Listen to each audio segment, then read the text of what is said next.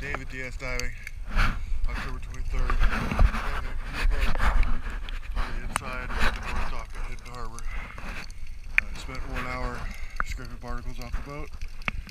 Didn't get to the prop and strut and shaft, but the rest of the boat had the major part of the barnacles.